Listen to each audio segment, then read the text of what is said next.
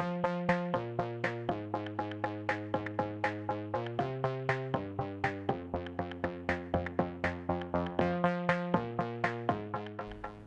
kids, my friends and I didn't really have access to a large number of games.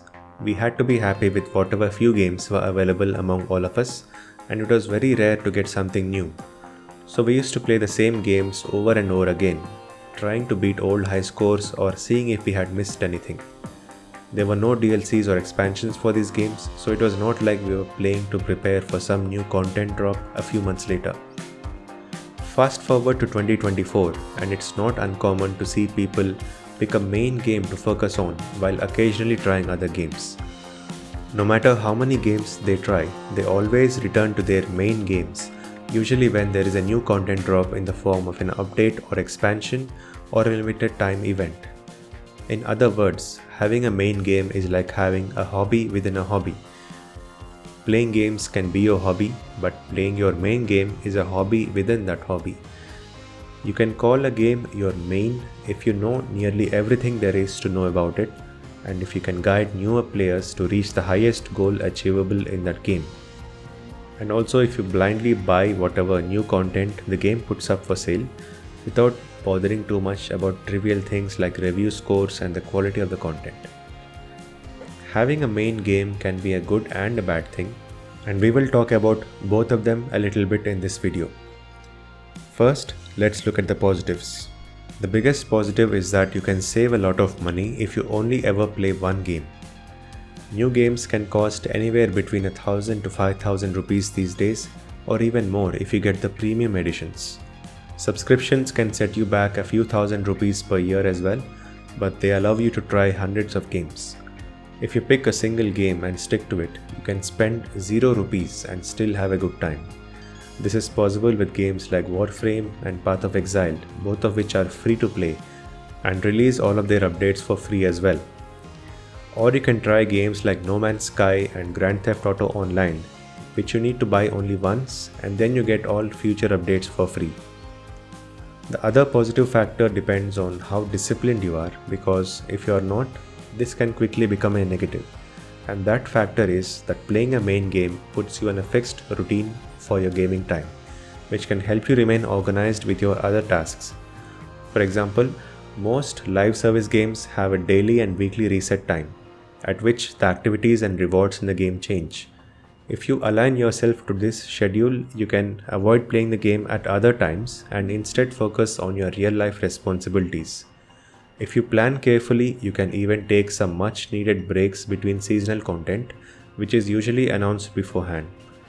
For example, if you play through a game season and finish whatever it has to offer, you can essentially take a break until the start of the next season.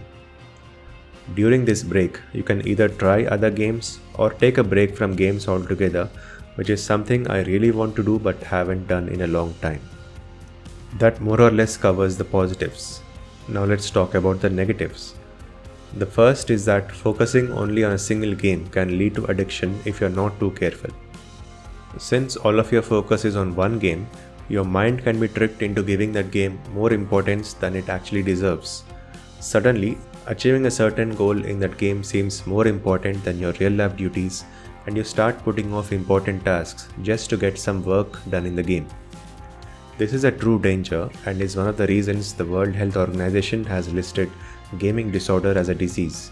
It's not that hard to fight it, but it certainly requires constantly checking with yourself whether you're playing the game for fun or if it is taking over your life.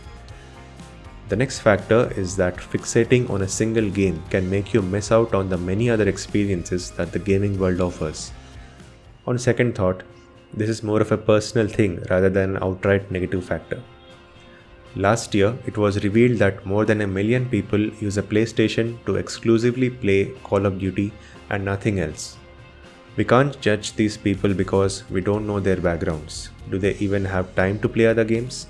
Are they playing the same game because that is the only game their friends play?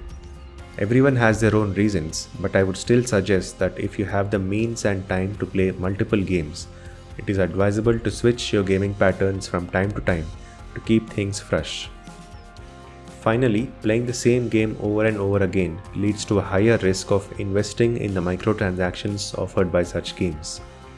The scenario is that because you know you are only ever going to play that one game, you believe it is okay to spend some money every now and then on small items to use in the game.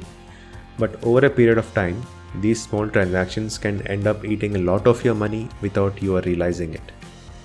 Recently, Warframe offered a time-limited cosmetic bundle for $100, which is more than the price of an entire game. It ended up being criticized by the community, but there were still a lot of people who bought it as soon as it was announced.